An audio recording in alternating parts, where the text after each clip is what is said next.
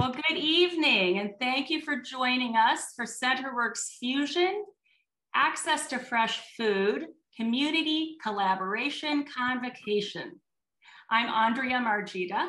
And I'm Anthony Margita. CenterWorks' mission is to build community, an inclusive, empathetic, resilient community. So what we do is we dial the necessary tools and behaviors into all our programs to achieve this. And by doing that, the outcomes that we aspire to are to create new startups, take on community challenges, create new social enterprises. One of the ways in which we do this are the Fusion Community Collaboration Groups. There will be several Fusion Community Collaboration Groups, all centered on different areas of interest. But tonight, this fusion focuses on access to fresh food. Team Fusion includes 7 exceptional Center College students. They have designed this convocation tonight and they're going to lead it. So now it's time for Team Fusion to take it away. Go Team Fusion. Go Team Fusion. Yes, so welcome everyone. Just a quick reminder to myself as well for students. Remember after this convocation is over to submit the honor pledge, and that'll be up until 8 a.m. And also we ask you guys, just specifically while the Fusion student team is presenting, that you guys make sure you're all muted, just so that way we can clearly speak and connect with you guys. So yeah, welcome everyone to the CenterWorks Fusion Access to Fresh Foods Convocation. We're so grateful that everyone can be here tonight and that during this time of what has kind of felt like a continuous isolation, that we can come together tonight and connect as a community. This is really exciting. So they introduced themselves, but as you guys know, Anthony and Andrea Margita serve as the executive directors of CenterWorks. And for the Fusion student team more specifically, they've served, and the Fusion student team will be speaking tonight and we'll be sharing what we heard and the conversations around fresh food access in the Danville-Boyle County region. We'll be sharing that with you guys tonight. And they've served as our mentors, our guides, and our lights in helping us really harness and utilize resilience, empathy, and the human-centered approach to innovation so that we can better connect with the community. And so this is the Fusion student team. So Phoenix, take it away. Yes, thank you, John. Hi, everyone. I'm Phoenix, and I'm a sophomore, an anthro major, and linguistics minor. And so for a little bit of background on me, I joined CenterWorks because I was really yearning for a community greater than Center, and the Fusion team has really fulfilled that need of mine. I'm also serving as a R-Corps leader and in the process of receiving an entrepreneurial mindset certification. So if you all have any questions on those, feel free to reach out to me or ask the Margita so we can provide some answers. Hi there, my name's Maddie Jenkins. I'm a junior, I'm an IST major and Spanish major, and I'm minoring in social justice. These are some things that really drew me to CenterWorks because they have such a care for people and local food systems and farming, all things that affect us in a plethora of ways. And so I'm really excited to be able to kind of share what we've been working on with you all tonight. Hi, I'm Lyric, and I'm a sophomore this year and an English history double major. I started working with CenterWorks over the summer, and I joined Fusion earlier this year. I think that creating connections and really fostering a sense of community is important, and I love that the Fusion team and CenterWorks as a whole really pushes to do that. Hi, my name is Avery Duchelle, and I joined CenterWorks in early December. I'm a freshman and a psychology major, and CenterWorks has provided opportunities for me to become really open-minded with my team and listening to the community to work toward a goal. And I'm very glad to be working with this team, and I hope you all enjoy. Hi, I'm Lucy Swenson. I'm a fellow first year environmental studies major and international studies minor. All last semester, I admired CenterWorks from afar, and I'm so excited to now be a part of the Fusion team and also be serving on my first R-Corps rotation with the Liftoff program, working with budding entrepreneurs in the Danville-Boyle County community. I'm very passionate about what I believe to be a right to fresh and healthy food, and I am also very passionate about community involvement. So Fusion is just the perfect fusion of all of my interests, and it's just been a delight to get to work with these people. Hello, everyone. I'm Taylor Kennedy, and I'm a first year and an intended computer science major. CenterWorks was one of the first organizations that I got involved here at Center, and now I'm more than happy to call this program and the Margitas my family. Before I got selected to be the student ambassador, I was simply a participant in the 2020 summer boot camp. This opened up a door of opportunities for me from the start, so I had to take off and run with it. After enjoying the boot camp so much, I decided I could not just drop this bond that I had started with CenterWorks. I came to the conclusion that I wanted to work closely with the Margitas to show Center's campus, Danville, and even Boyle County what this program was all about. I am determined to help create new relationships by using empathy throughout the rest of my experience here at Center. And I'm John Bingaman. I'm a current first year theater major, and I'm so grateful to be a part of this experience because it's really taught me that empathy is not to be underestimated and how powerful a tool it can be for change and connection in my own personal life and in the community. So what exactly is CenterWorks? We've heard so much about it, but what really is it? So we know that CenterWorks is an initiative aimed to uplift and support the community, but more than that, it's a place where people and the community can build resilience. It's a place for everyone and anyone in the community who wants to connect. And ultimately, it's a place where people can come together, listen and learn and practice tools such as empathy, resilience, and the human-centered approach to innovation to make a positive change in their life and in their community. So for the Fusion student team, what exactly is our process?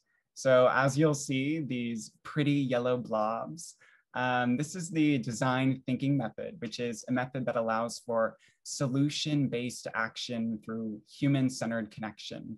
And as you'll see, it does follow 5 steps, but it is a really continuous and cyclical process. And we know that when we are constantly listening and thinking and asking questions, those are never really done.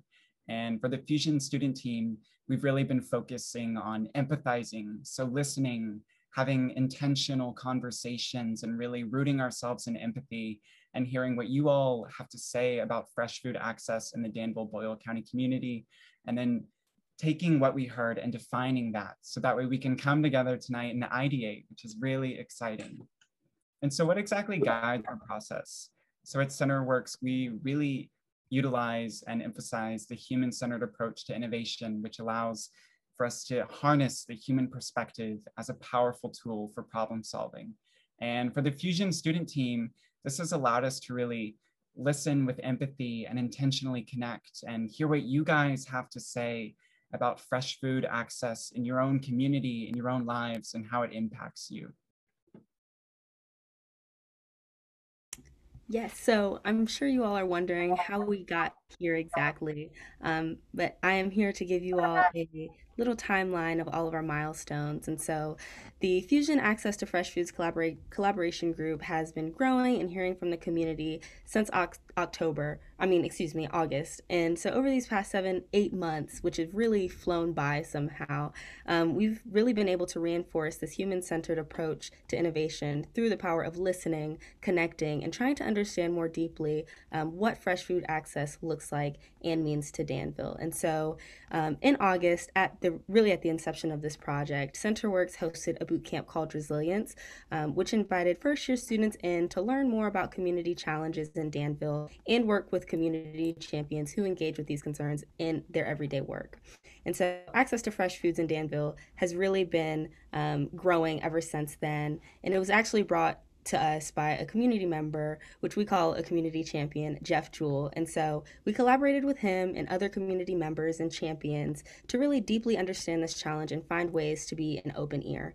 And so we've been listening ever since. And in order to best understand people's experiences with accessing fresh food, we really learned about this human-centered approach to innovation that John was just talking about. And we use empathy and continuous brainstorming and listening as the crux for everything that we do.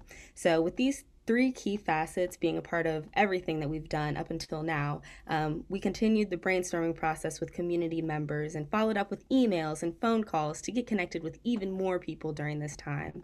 And so we took the opportunity from August to October to listen intently to community needs, which launched us into the October Fusion meeting. And so in this meeting, we invited everyone who we spoke to, emailed with, and just had amazing conversations with to share this space with us, along with inviting fresh new voices in we hadn't necessarily connected with just yet. And so students, faculty, staff, folks from the broader Danville community were all invited in to talk about what fresh food access looked like to them in Danville. And so if you missed it, we really took this time to explore if there were any glaring obstacles with accessing fresh food, what it looks like to students, how important fresh food is in people's daily lives. We intentionally made sure that everyone who was there participated, and we really wanted to create that space where everyone was focused on sharing their own experiences rather than this general idea of what fresh food access looks like in Danville.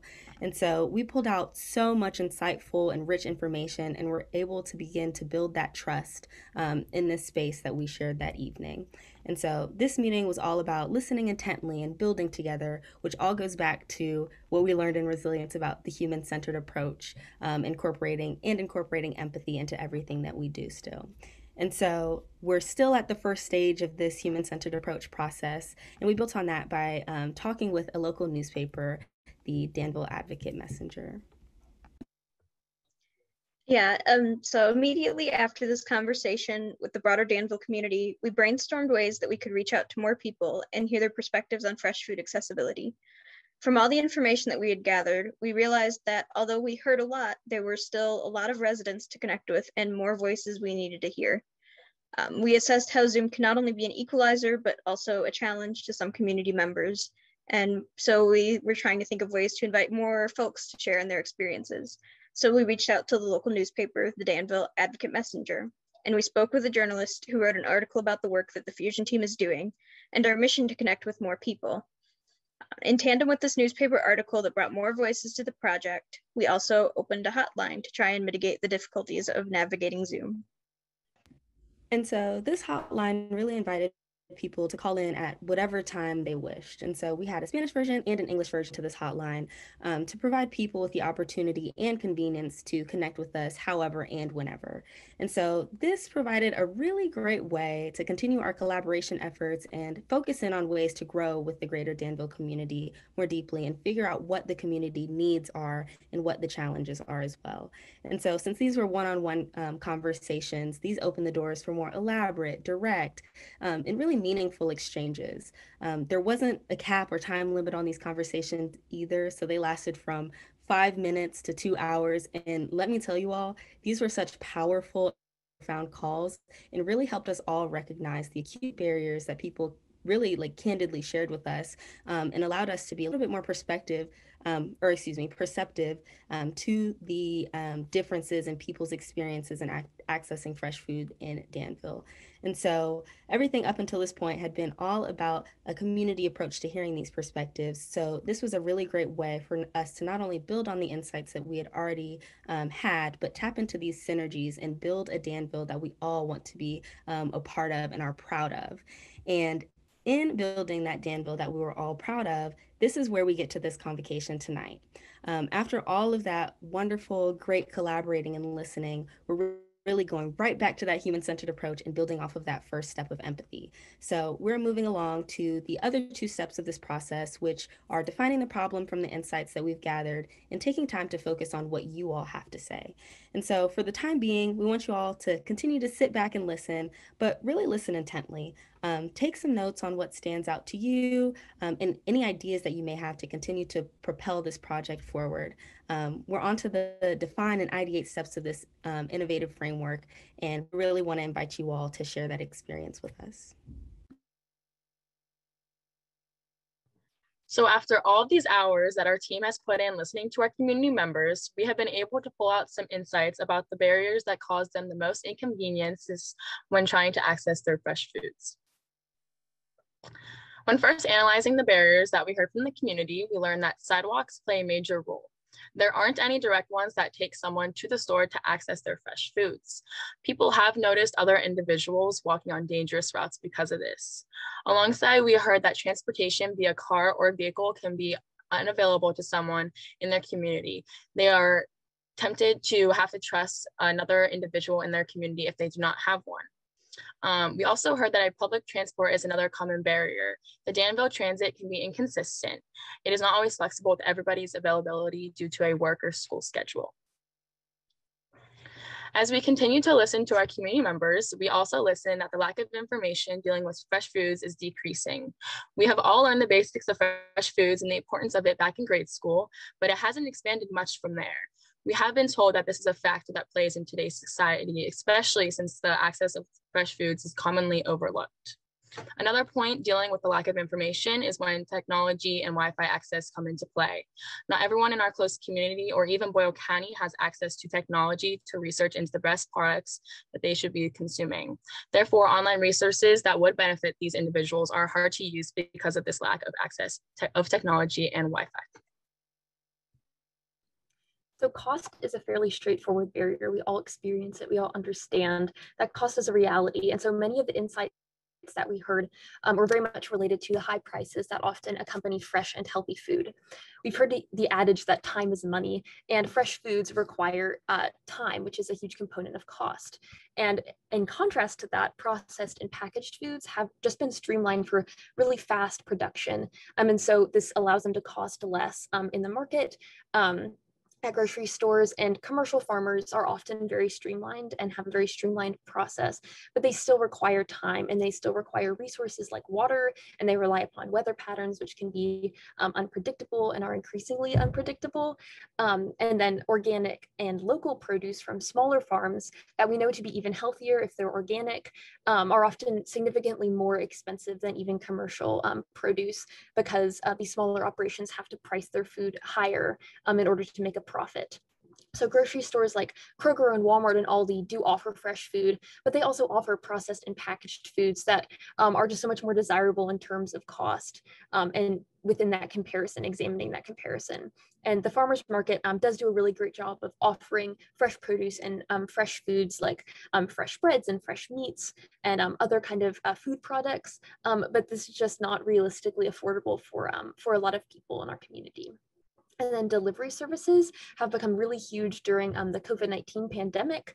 They can be very helpful for people who have disabilities or who are elderly or who just are in a higher risk category and don't feel comfortable going to grocery stores or going to restaurants. So these have really increased in popularity, but there are often extra fees that you have to pay, or there's a minimum amount of money that you have to spend at the grocery store.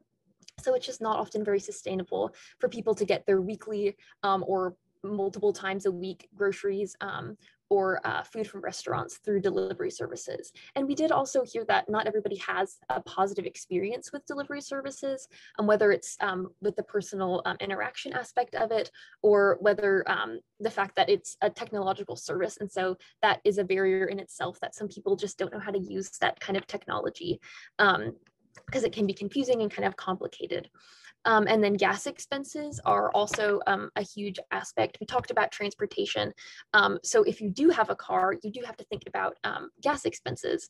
And Danville, while it is a small town, is within a pretty large rural county, and all the counties around us are fairly rural. And so if you live 20 or 30 minutes away from a grocery store, you are going to opt towards getting canned or processed foods, maybe some smaller volume of fresh foods, because it's perishable and it's not going to last, and you can't go to the grocery store realistically like multiple times a week. So cost is absolutely an aspect of feasibility along with transportation. But we did hear a few other barriers relating to feasibility. Like in the warmer months, the farmers market is open during the harvesting and the growing seasons. That is a wonderful resource for people in Danville. But it's not open in the winter. It's not open in the fall and in the early spring. And so there's not that direct access to fresh foods.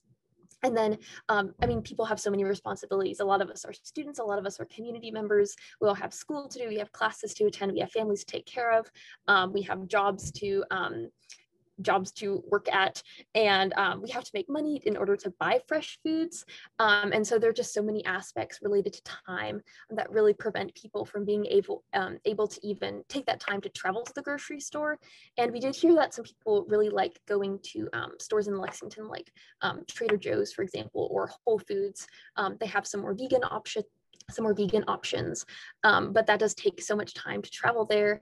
And then even within Danville, having the time within your busy schedule, we all have such busy schedules, that can be a real difficulty. And then Kroger and Walmart and Aldi, the big grocery stores in Danville, are all located in South Danville.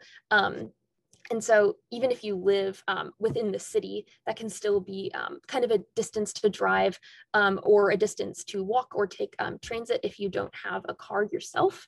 And certainly to Lexington, there's a huge matter of proximity there because it's substantially farther away. And then we have to consider also the rural county. And so there are cost barriers and related to gas expenses, and certainly time barriers related to feasibility.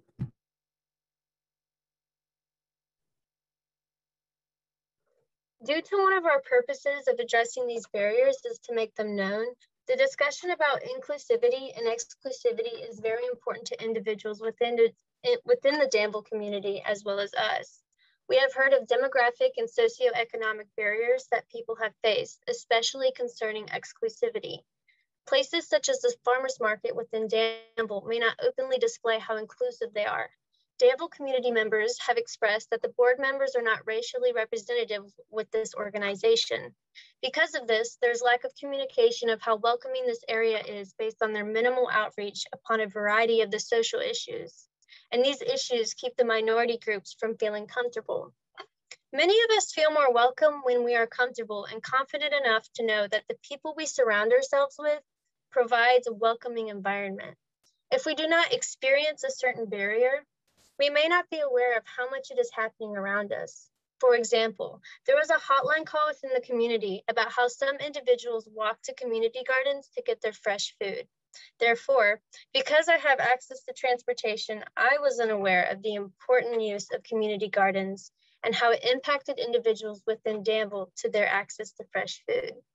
Although I may be aware of the concerns within minority groups, because I am in an area that is predominantly white, I may not always be aware of the uncertainty that marginalized groups feel if the event they attend has not openly told them on the verbal level and with physical signs that say things like, we support LGBTQ, or we support women, or we encourage all members within the Danville community to come join regardless of race, ethnicity, gender, and sex.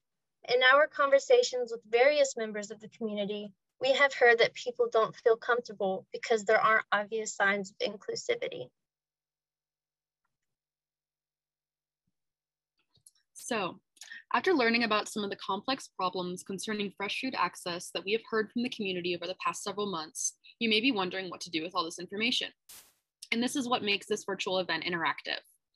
And so you talked, we listened, and now we have the problem statement. And what the problem statement is, it is essentially a broad set of goals created using the challenges we heard from listening to local food access perspectives. It will allow all of us to brainstorm potential solutions to these problems so that community challenges can be addressed with community-driven solutions. And so now we give you the problem statement.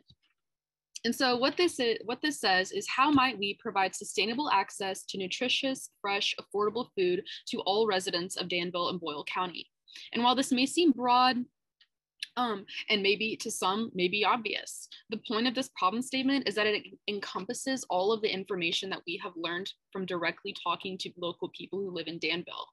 And so the language used in this statement is also really important. Let me start with the word sustainable. Sustainable means long-term access. It means that people will be able to they will be able to have fresh food access for years to come, for generations to come. It won't be something that changes with the economy or with different political structures. It will be something that people can rely on and depend on for their families and their health. Nutritious food has to do with the biological needs of our bodies, and the fact that fresh food and fresh local food really does a lot for our minds and our attitudes and the ways that we work and interact with other people.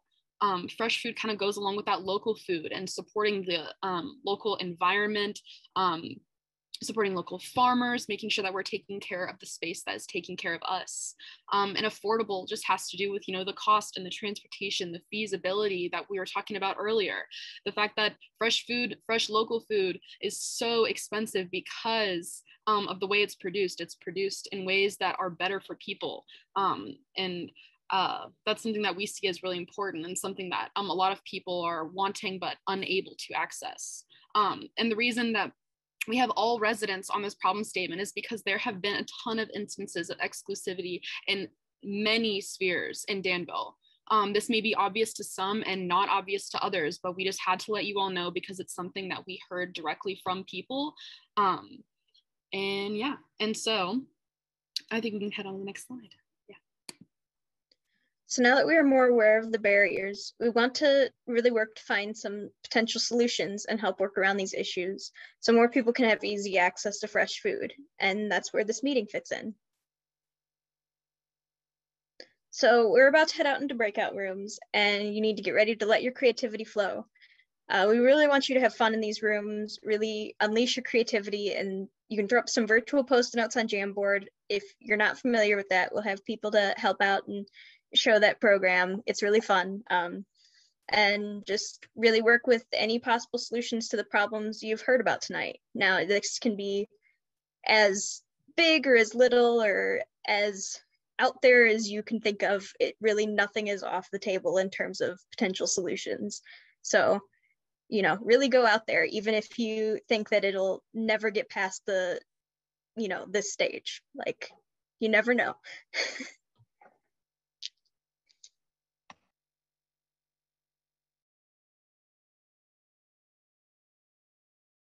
Well, welcome back, everybody. Here they come, huh? Oh, I gotta try.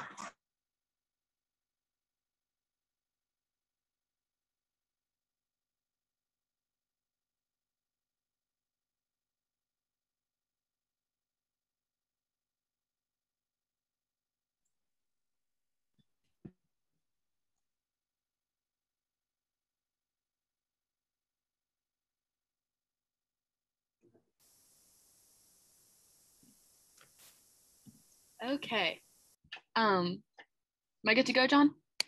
Yes, I was making sure. I was like, I hope Maddie's still here. Oh yeah, that's all good. I made it back. So I just want to say I have a couple final thoughts for you all. First of all, thank you all so much for coming tonight. It was really cool to see different things that people came up with, and good to kind of see people wanting to write down things on their Jamboards and stuff. And it's really nice to see so many people wanting to listen to something that is so important in Danville. And so just to give you all some final thoughts on this, that's the problem statement that we came up with. Just keep in mind that it is something that didn't come from our own assumptions about what people are going through in Danville. We only gave you all what we heard. And because of that, one of the reasons why it's so great that this is such a cyclical and like long-term process is that we're also not done listening. We're still listening to people, still hearing problems. This is merely a stopping point where we wanted to include you all in the process, just so that we can make sure that we are being guided by the community. And I also wanted to say that you know, it's one thing, like, and kind of related to that, like, it's one thing to assume that these certain barriers exist, but it's a whole other thing to reach out to the community and actually ask individuals what obstacles and experiences they have concerning food access. This is why this, you know, human-centered approach to innovation, the essential philosophy that guides CenterWorks and this Fusion Community Collaboration Group, excuse me, I lost my train of thought, saw notification. You know, this is a process that is, it is long-term, and it's something that is really going to bring people together when we can talk about these problems as a group, and we can actually create solutions as a collective, where Center isn't in its bubble, but it is the community. It's a part of the community. It's a part of Danville and Boyle County. And so I just want to thank you guys for being with us tonight, and I'll pass this on to the Margitas. Okay, thank you, Maddie. Thank you, Maddie. Team Fusion. So thanks, everyone. You know, access to fresh foods isn't just a challenge in Danville. As you know, it's a challenge throughout many towns throughout the US and beyond. So we can't begin to have the answers on our own. And as Phoenix and Maddie and Taylor and Lyric and Lucy and Avery and John mentioned tonight, as they emphasize that it's the use of the human-centered approach to innovation that will help us lead to these solutions. It's community perspective. It's all about community perspective. And it starts with you, all of you, as you helped us all define the problem through your involvement last October and through interviews that happened over the last several months. And tonight, you're a part of the beginning of providing the solutions. And it's just the beginning, as there'll be more voices to be heard as well. And in the future, we'll need to engage you again, the entire community, to test the solutions and ultimately be part of the implementation. So at CenterWorks, the thing that drives us, that helps us in moments like this, is we instill the entrepreneurial mindset. And one of our favorite behaviors in entrepreneurial mindset is embracing ambiguity. And what that means is getting comfortable with not knowing the answer. And certainly we don't know the answer now. But if you're comfortable with that and believe in yourself, it's quite a journey. That journey will include, if you think about times when you've embraced ambiguity and you've been in situations where you didn't know the outcome, but yet you were engaged in the process, you certainly did grow, you certainly did learn, and ultimately lead you to some solutions. So thanks for being part of this journey and continuing to be part of the journey with us for the access to fresh foods in our community collaboration group. We thank you very much, and we are grateful to you. We really are. We appreciate the time you spent with us this evening, that you were willing to come together as a community to collaborate. And we want to thank Team Fusion, those 7 students who are so dedicated and care so deeply about this challenge and about the community, about all the individuals they've met along the way. They promise they won't let you down. They'll keep at it, and you will be hearing from them soon. So thank you again, everybody. Thank you for coming this evening. Everyone have a nice evening, and we hope to see you again soon. Thank you. Good night, everybody. Good night.